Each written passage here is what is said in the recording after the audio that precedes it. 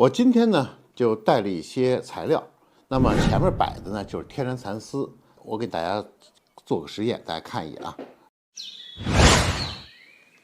今天呢，我先给大家念一个朋友的私信。你好，蔡老师，我最近看了您做绒花的视频，非常感兴趣，所以呢，我上手就试了一下。但是呢，现在遇到了一个小小的困扰，我在修绒条的时候，把碎末呢接到了盘子里头，但是时间长了呢，还是觉得呼吸不顺畅，似乎有些看不见的小碎末漂浮在空气里。当我做了一段时间后呢，感觉到鼻子发炎了，就像得了过敏性鼻炎一样。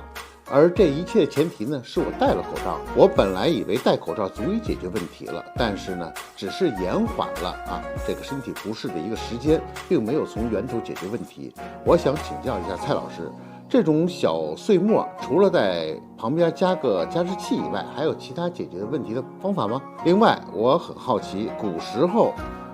似乎好像没有口罩这种东西，那时候做绒花的师傅是怎么保护自己的？我听说这种粉尘，时间长了会得矽肺病，那是不是古代的师傅有这样的疾病呢？那么今天呢，我在这里呢给大家回复一下，因为不仅仅这一个朋友还有别的朋友我也给他的视频回复了。那么今天呢，我在这儿详细的给大家讲讲。第一点呢，那么以前的呢用的材料主要是天然蚕丝，那么这种蚕丝呢是蛋白质，你比如说像头发呀、像鸡蛋呐、像羊毛其实它都是一种蛋白质的东西。那这种东西产生的这个飞沫呢，如果吸到肺里的呢，基本是会被分解的，不会对人体产生过多的影响。另外呢，以前的染色是用了天然染色这种情况对人体的伤害呢也是比较小的。我今天呢就带了一些材料，那么前面摆的呢就是天然蚕丝，我给大家做个实验，大家看一眼这是生丝，我先弄点生丝，大家看一眼。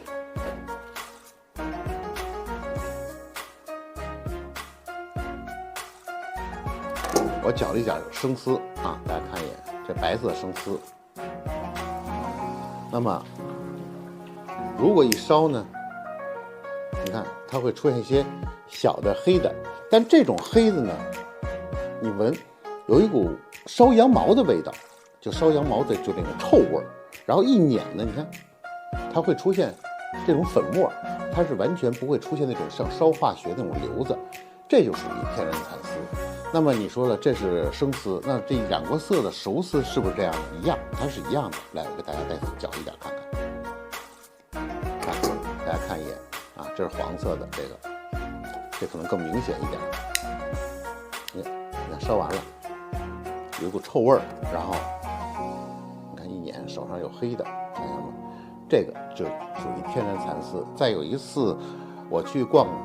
夜市的时候，你看它这个绒花，这个蚕丝特别亮，看见一个簪娘在卖这个花儿，当时我问了，他说是叫高光蚕丝。那么呢，我当时买了一朵，我想看看它到底是不是蚕丝。他当时告诉我是蚕丝，那么我想现在看看给大家是不是蚕丝。那么这花还挺漂亮，我就不想给它毁了。那么后面叶子呢，我搅一点给大家看一眼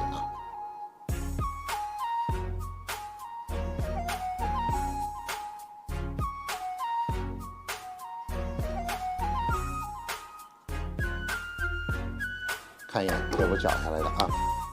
然后给大家烧一下，你看它都不灭，它都一直往上着。那蚕丝是烧烧咵就灭了它这烧的真是化学的。你看在手里头碾完了还是黑的，你看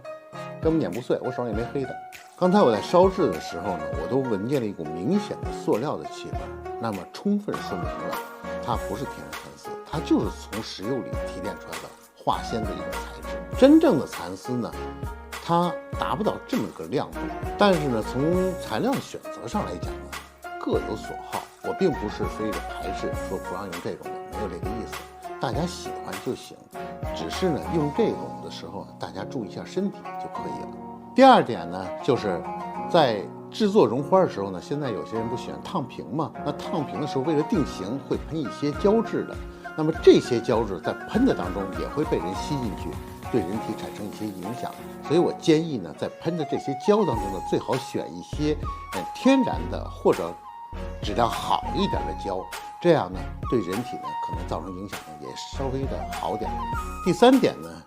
就是虽然以前呢可能没有口罩这种东西，但是呢这个制作的艺人们呢也会带一些保护东西，比如说女同志呢会带一些纱质的这么一个面纱男的呢也可能会这儿围个布来也起到一定的保护作用。所以说呢，如果我建议大家在制作的时候尽量能戴上口罩是最好的。那么我所说的这些呢，只是我的一些经验，并不是医嘱，觉得身体不适还是尽早的去看医生，咱们的健康是最关键的。